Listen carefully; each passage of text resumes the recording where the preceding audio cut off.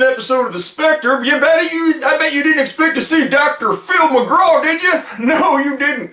Well, D.S. Yoxheimer was planning on doing a webisode about my show and questioning some of the practices and unorthodox practices, what one might say, that Dr. Phil uses on his shows to get right to the problem, you know what I mean? The root of the problem and stuff like that. And while I may not be like a conventional psychologist or psychiatrist or whatever the hell I am, I help a lot of people, and I've helped millions and millions of people change their lives through many ways.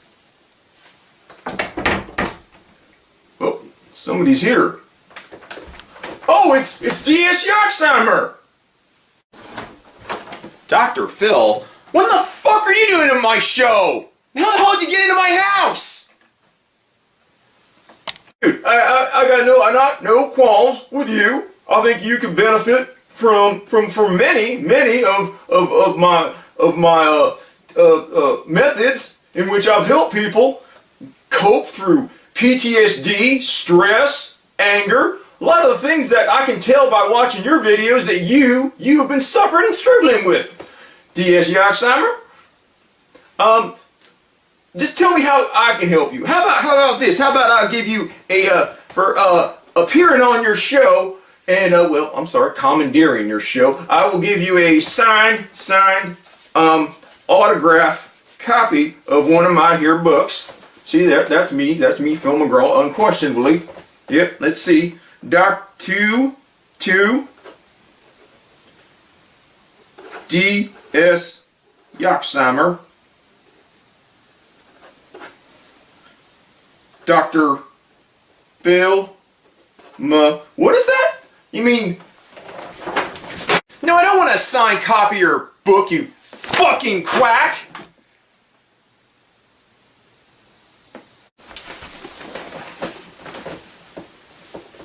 Hi, this is D.S. Yoxheimer, the real host of this show. I don't know how Dr. Phil got in here, but he left a signed copy of one of his books, Self Matters, and he even autographed it. See? Check that out. To D.S. Yoxheimer, get your shit together. I will indeed. Looks like quite the page turner. Looks like it's full of shit. Your 10 defining moments. Oh, for fuck's sakes. Anyway, well, let's just more like get to the show itself, the Dr. Phil show, which my ex used to watch and drove me the fuck nuts with. He pretty much is in the vein of a lot of these daytime talk shows that exploit people's problems for our entertainment and consumption. Pretty much. It's drama porn. And Dr. Phil's about the worst because he sort of packages it in a way that is in the vein of Oprah Winfrey. I mean, Oprah is, and essentially, I mean, she does essentially the same thing that something like back in the 80s there used to be a talk show host called, you know, like Jenny Jones or Sally Jesse Raphael or the old Geraldo show. It's just they do it in a more of a way that it's, we're trying to help you type of way, and they're not trying to help you. They're taking your problems and then putting them into this sort of Romanesque sort of arena for a bunch of salivating rubes to wait for some drama to unfold. And you know, the Dr. Phil show, of course it unfolds because he brings on people with really, I mean, it doesn't, you could throw a stone and hit a fucked up family out your window. I mean, it doesn't, you don't have to look too far. And a lot of people, they'll do anything to get on TV. Just look at most reality shows, for Christ's sakes. Like, you know, Naked and Afraid, or what's the other? Well, there's Survivor, but that's not as bad as Naked and Afraid. That's fucked up. I don't even know how I can't even believe people do that shit. But what he does is, as far as being a therapist, he misrepresents himself. He's not he doesn't have a license to practice as a psychologist in the state of California, probably to insulate himself from liability, or, you know, legal action or whatever. He's a host, and he gets you on there, and whatever your fucked up problem is, he basically unfurls it, and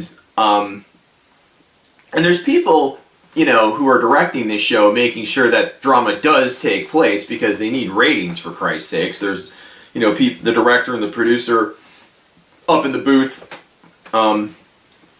making sure, someone isn't, crying yet, make sure that person, he gets cues in his earpiece about what to do and stuff like that. That's how all those shows are run. So he's not a psychologist. He has a PhD in psychology. He might have that, but he's not a practicing, I don't think he's been a licensed psychologist since 1998 or something like that. Thought that was the stat on that. If I'm wrong, you can correct me in the comments. But he's not. I mean, he's a fucking joke. It's just all this. It's based his southern drawl and stuff like that. It's part of his character. And I'm a straight shooter. All that bullshit. And he uses polygraph machines. Or he uses lie detector tests on family members and just shit like that as sort of as a hook. He goes, I got the test results right here, to hold up some envelope. And he points to, he has this guy, he's the same dude. The only reason I know this is because my ex-fiance used to make me watch not make me, but she had it on. But she knew I hated Dr. Phil. And she thought I hated Dr. Phil because I can't face the truth. So, anyway, he would hold up this sort of I'm just using this as a prop, but I got the test results right here. We'll see if Grandpa's molesting the whole family. And he does. And the guy who is the guy who's the polygraph examiner is somebody. He worked for the CIA. He's a good dude. I've known him for 20 years. He always says stuff. He's one of the best in the business. You won't find one better. And he always has some other, there's some other counselor or some, head of some rehab center or whatever and stuff. And it's yeah, now I've known him. This guy runs the best facility in America.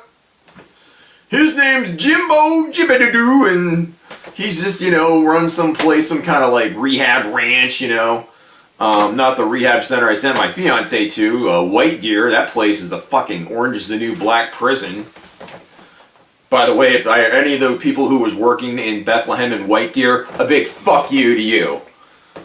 Wish we could have afforded a lawyer to sue those motherfuckers. But anyway, he's awful. He's the most unethical, absolutely, as far as he is towards people, he's absolutely disgusting. He has no regard for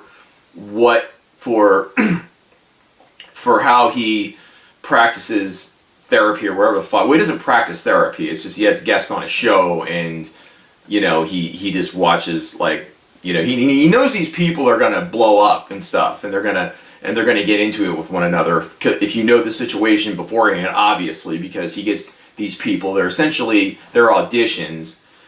Someone says, "Please, Dr. Phil, my kid's crazy," and then they come on the show and he goes, "Yesterday he took a blowtorch to the cat," and then, you know what I mean? It's just some shit like that. That's what it is. I mean, Dr. Phil essentially is to the field of mental health what Nancy Grace is to the practice of law. And that is the best way to really characterize him. And people, and unfortunately, there are people who, they have a fucking brain in their head. And I mean, there's people that have a brain in their head that go for this shit. But I've been seeing therapists most of my life, and there isn't an ethical one who behaves in the way that Dr. Phil does.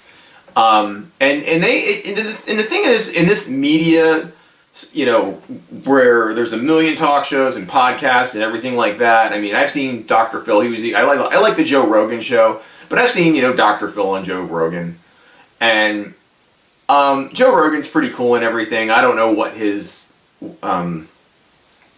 insights are into therapy or psychiatry or psychology in general, but it's just I don't see him. I mean, he's tries to hear their side of it, and I can appreciate that, but Dr. Phil's somebody who definitely needs to be pointed out as a quack, a dangerous quack. He is. There's no he's been on he makes like $70 million a year. He's living like a pharaoh, and he's not even a practicing psychologist. He's a talk show host who's exploiting people's problems. And the thing about that is, that person who comes on that show who is very vulnerable at that point, that's going to be out there like forever now. So that's not good. But he knows he can't, if he practices as a practicing therapist in the legal sense or the true sense in terms of having a license and stuff like that. And he would make good money, sure, as a doctor. I mean, all my psychologists, they make pretty decent money, and they all, they had nice cars and drove. I mean, I'm not saying I knew exactly what they all drove, but they seem to be living comfortably as a doctor. But no, that's not enough for him. He needs to, and that's the thing. Oprah, I am putting the blame on Oprah because she holds hands with so much bullshit with psychics and self-help people and Dr. Oz and that asshole who let some of those people die in that sweat lodge out there. I think it was out in Arizona. He did about 2 years in prison. He was on Oprah. And Scientology, essentially, because she's interviewed Tom Cruise about Scientology, and all she ever does is like swing a bunch of softball questions at him because it's one of her Hollywood buddies. So I have absolutely no fucking respect for Oprah either. She can go fuck herself, as far as I'm concerned. But it's awful because that's just what rises to the top. We can't, people who can't afford proper mental health care look to that for their to fill that gap, where they're not seeing someone who's a professional and can really help them. So they watch that, and some people, there's some common sense shit in any of these books, any pop psychology, that, sure, and all that, but he's, this is the kind of shit right, what if there is a you that has never seen the light of day, has never got to say, hey, what about me? Well, who the fuck says that? And aren't we enough about me? This is a very me culture. This is America, where everybody's about themselves for the most part. So yeah, I'm not saying don't look out for yourself, of course, but it's very simplistic, and I hope he's not on TV much longer. He's old and stuff, so hopefully, they'll drag him off there soon. But yeah, he's I really don't understand why people, it's like the dumbest thing. This country, obviously I don't need to mention the big elephant in the room there, the big Republican elephant, but if it's fucking stupid, people in this country will just flock to it. And this is one of those examples. I would, the minute I start just making fun of Dr. Phil or whatever like that, or if I was ever doing like open mic stand-up crap and trash him, and it's like, well, Dr. Phil, boo, boo, boo. I didn't know how many people admire this bag of dicks, but they do. And I'd like to hear your insights on Dr. Phil and just basically TV quacks in general. Also that, that awful opening sketch, if you have any, reaction to that was really hard to do. A lot of hours in the chair to look like Dr. Phil there. I almost felt like I had to channel him like a shapeshifter from True Blood. And I just made a True Blood reference. Show's been off the air for about 4 years, but making True Blood references. I guess on that note, have yourself a True Blood. Yeah, these are empty. Anyway, this has been another edition of The Spectre. I'm D.S. Yoxheimer.